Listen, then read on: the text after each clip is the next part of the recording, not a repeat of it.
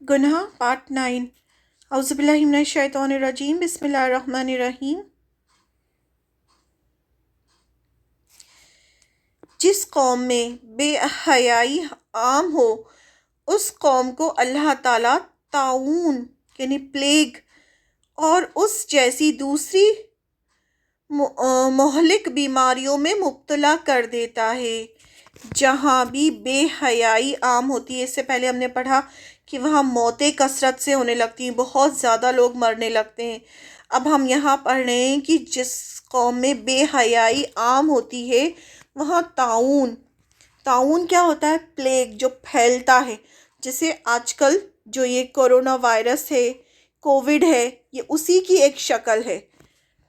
تو ایسی بیماریاں میں اللہ تعالیٰ مبتلا کر دیتے ہیں، اور یہ بے حیائی کی وجہ سے، جو حد سے زیادہ بے حیائی پھیل رہی ہے دنیا میں، اسی وجہ سے یہ بیماری اللہ تعالیٰ نے بھیجی ہے۔ اور یہ قیامت کی نشانیوں میں سے ہے کہ قیامت سے پہلے اس طرح کی بیماری آئے گی، اور یہ وہی اس کا نتیجہ ہے۔ یہ جو قوم ناپ تول میں کمی کرنے لگے اس پر اللہ تعالیٰ قحط سالی، فقر و فاقہ، آفات، ظالم حکمران مسلط فرما دیتے ہیں۔ کیونکہ ناپ تول میں کمی جو ہے بہت بڑی خیانت ہے نا، یہ تو خیانت کرنا ہے۔ آپ پیسے پورے لے رہے ہیں اور دے نہیں رہے۔ جب لوگ زکوٰۃ ادا کرنی ترک کر دیں تو اللہ تعالیٰ بارش نازل فرمانا ترک کر دیتے ہیں۔ بارش نہیں ہوتی ایسی قوم پر جہاں پر زکوٰۃ نہیں دی جاتی۔ جب لوگوں کی اکثریت اللہ اور اس کے رسول کی نافرمان بن جاتی ہے تو اللہ تعالیٰ ان پر بیرونی دشمن مسلط فرما دیتے۔ یعنی اللہ اور رسول کی نافرمانی جہاں ہونے لگتی ہے وہاں پر دور سے دشمن آتے ہیں اور وہ ان پر مسلط کر دیے جاتے ہیں۔ جیسے بنی اسرائیل پر کیا ہوا تھا؟ بنی اسرائیل نے تورات کو چھوڑ دیا تھا تو ان پر کس نے حملہ کیا تھا؟ بخت نصر نے۔ بخت نصر کون تھا؟ ایک ظالم بادشاہ تھا، مشرک بادشاہ تھا، اور وہ کہاں سے آیا تھا؟ عراق سے آیا تھا۔ عراق کا بادشاہ تھا، اور اس نے آ کے حملہ کیا تھا۔ کیوں؟ کیونکہ وہ اللہ اور رسول سے کی نافرمانی کرنے لگے تھے، تورات کو چھوڑ دیا تھا انہوں نے۔ تو یہ بھی اللہ تعالیٰ کا عذاب ہوتا ہے۔ اللہ تعالیٰ کس کے ذریعے کس کو عذاب دے ہم نہیں کہہ سکتے۔ جب عدالتیں کتاب اور سنت کے مطابق فیصلے کرنے ترک کر دیتی ہیں، یعنی چھوڑ دیتی ہیں کہ قرآن سے فیصلہ نہیں کرتی، سنت سے فیصلہ نہیں کرتی، تو کیا ہوتا ہے؟ اور قاضی رشوتیں لے کر من مانے فیصلے کرنے لگتے ہیں، تب اللہ سبحانہ وتعالیٰ خانہ جنگی کا عذاب مسلط فرما دیتے ہیں۔ ایسی قوم پہ جہاں کی جو قاضی ہوتے ہیں، جو جج ہوتے ہیں، وہ صحیح فیصلہ نہیں کرتے، رشوتیں لینے لگتے ہیں، اور کتاب اور سنت یعنی قرآن اور سنت سے فیصلہ نہیں ہوتا ہے، تو پھر کیا ہوتا ہے؟ ایسی قوم میں خانہ جنگی یعنی آپس میں ہی لوگ ایک دوسرے سے سول وار جو ہوتی ہے وہ شروع ہو جاتی ہے، اور یہ بھی اللہ کا عذاب ہوتا ہے۔ حضرت عبداللہ بن عمر رضی اللہ عنہ کہتے ہیں کہ رسول اللہ صلی اللہ علیہ وسلم نے ہماری طرف توجہ فرمائی اور ارشاد فرمایا۔ یہ سب باتیں جو بھی ہم پڑھ رہے ہیں یہ آپ صلی اللہ علیہ وسلم نے صحابہ کو بتائی تھیں، اور صحابہ نے انہیں لکھ لیا تھا۔ جیسے آپ دیکھیں، قرآن جو تھا 13 سال مکہ میں نازل ہوا اور قرآن لکھ لیا گیا، ایک ایک آیت، ایک ایک چیز قرآن کی لکھی گئی۔ اسی طرح سے حدیثیں بھی لکھ لی جاتی تھیں۔ اس کے علاوہ جبریل علیہ السلام کو اللہ تعالیٰ پہنچاتے تھے، اور 2 طرح کی وحی نازل ہوتی تھی، ایک ہوتی تھی وحی جلی اور ایک ہوتی تھی وحی خفی۔ وحی جلی وہ ہوتی تھی جس میں قرآن نازل ہوتا تھا، اور ایز اٹ از آپ صلی اللہ علیہ وسلم وہ قرآن جو ہے وہ صحابہ کو لکھوا دیتے تھے۔ اور دوسری ہوتی تھی وحی خفی، اس میں کیا ہوتا تھا؟ جبریل علیہ السلام آ کر اللہ تعالیٰ کے حکم سے آپ کو تعلیم دیتے تھے ایک ایک چیز کی۔ یہ جو حدیثیں ہیں یہ سب آپ صلی اللہ علیہ وسلم بتائیں، آپ آپ صلی اللہ علیہ وسلم کو جب نبوت نہیں ملی تھی اس سے پہلے تو آپ نے کبھی کوئی حدیث نہیں بیان کی، آپ نے تو کبھی کسی سے کچھ نہیں کہا۔ جب آپ کو نبوت ملی اس کے بعد آپ نے یہ سب باتیں بتانی شروع کی نا، تو آپ کو کیسے معلوم ہوئی یہ ساری باتیں؟ تو یہ اللہ کے حکم سے اللہ تعالیٰ ہی آپ کو ان سب کی تعلیم دے رہے تھے، اور پھر کیا ہوتا تھا؟ آپ لوگوں کو یہ سب باتیں بتاتے تھے۔ یہ سب تو یہ اسی لیے حدیث جو ہوتی ہے، حدیث بھی پڑھنا ضروری ہوتی ہے، صرف قرآن ہی نہیں، ہمیں حدیث کا علم بھی ہونا ضروری ہے تاکہ ہم یہ سب چیزوں کو اور اچھی طرح سمجھ سکیں۔ تو پھر جو آپ صلی اللہ علیہ وسلم اپنے الفاظ میں جو بتاتے تھے وہ حدیث کہلاتی ہے، وہ بھی لکھ لی جاتی تھی جیسے قرآن لکھا جاتا تھا۔ تو حضرت عبداللہ بن عمر جو تھے، وہ حضرت عمر کے بیٹے تھے، وہ فرماتے ہیں کہ آپ صلی اللہ علیہ وسلم نے ہماری طرف توجہ فرمائی، یعنی ہم سے بات کی اور ارشاد فرمایا، اور فرمایا ایک گروہ مہاجرین، مہاجرین کون تھے؟ جو مکہ سے ہجرت کر کے مدینہ آئے تھے، ان سے کہا ڈرو اس وقت سے جب تم 5 باتوں میں مبتلا کر دیے جاؤ گے، یعنی ان سے کہا کہ 5 چیزوں، اس وقت سے ڈرو جب تم 5 باتوں میں مبتلا، یعنی تمہارے اوپر وہ 5 باتیں آ جائیں گی، کیا؟ اور میں پناہ مانگتا ہوں اللہ کی اس بات سے کہ تم ان میں مبتلا کر دیے جاؤ، یعنی میں اللہ سے پناہ مانگتا ہوں کہ تم ان 5 باتوں میں مبتلا نہ ہو۔ کیا ہیں وہ 5 باتیں؟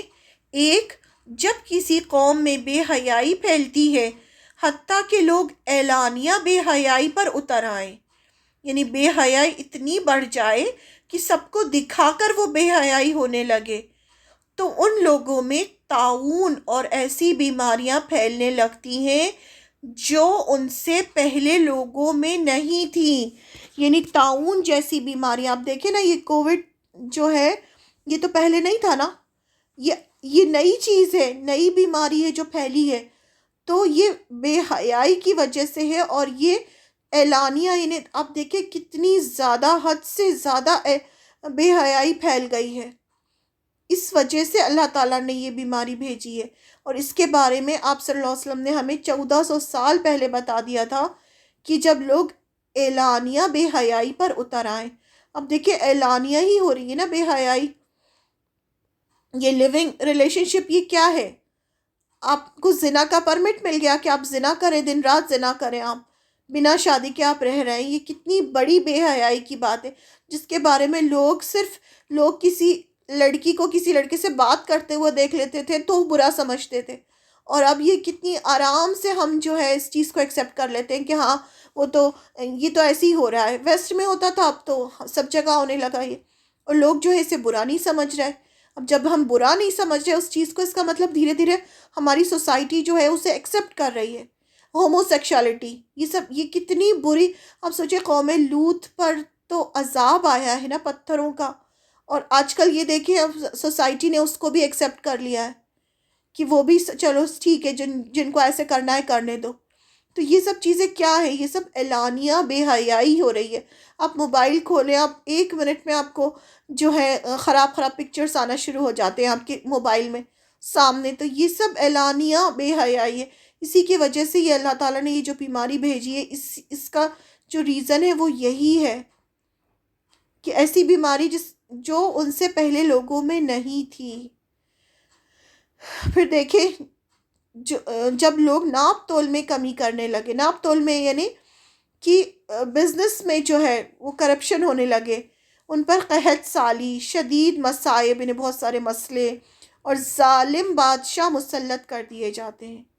ظالم بادشاہ جو ہوتے ہیں وہ مسلط کر دیے جاتے ہیں، یہ بھی اللہ کی طرف سے عذاب ہوتا ہے ایسی قوم پر جو ناپ تول میں کمی کرتی ہے، جہاں کرپشن بہت زیادہ بڑھ جاتا ہے تو ان پر ایک ظالم حکمران کا مطلب ہوتا ہے بادشاہ، وہ مسلط کر دیا جاتا ہے اللہ کی طرف سے لوگوں کو سزا دینے کے لیے۔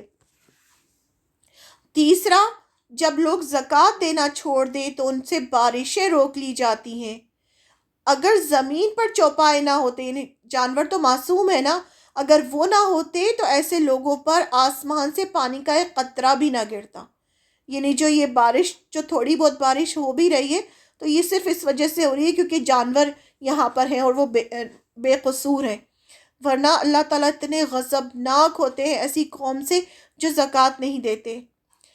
پھر فورتھ ہے، جب لوگ اللہ اور اس کے رسول کا عہد توڑتے ہیں، یعنی اللہ سے جب ہم کلمہ پڑھتے ہیں لا الہ الا اللہ محمد رسول اللہ، تو یہ بہت بڑا عہد ہوتا ہے جو ہم اللہ سے، رسول سے کرتے ہیں کہ نہیں، اللہ کے سوا کوئی معبود ہی نہیں، اور ہم اپنے آپ کو سرنڈر کرتے ہیں اور جو اللہ کا حکم ہوگا وہ ہم کریں گے، اور جب ہم وہ کام نہیں کرتے تو کیا ہوتا ہے؟ انفیکٹ ہم اللہ سے وعدہ توڑ رہے ہوتے ہیں، اور جب ہم محمد رسول اللہ کہتے ہیں کہ اللہ کے رسول ہے محمد صلی اللہ علیہ وسلم، اور جب ہم نہ آپ صلی اللہ علیہ وسلم کے بارے میں جانتے، نہ ہم آپ کی لائف ہسٹری پڑھتے، نہ ہمیں حدیثوں کا علم ہوتا، جو آپ نے کہا ہے وہ تو ہمیں پتہ ہی نہیں ہے کچھ بھی، تو کیا ہوتا ہے؟ ہم یہ وعدہ توڑ رہے ہیں، ہم عہد توڑ رہے ہیں جو ہم نے اللہ سے.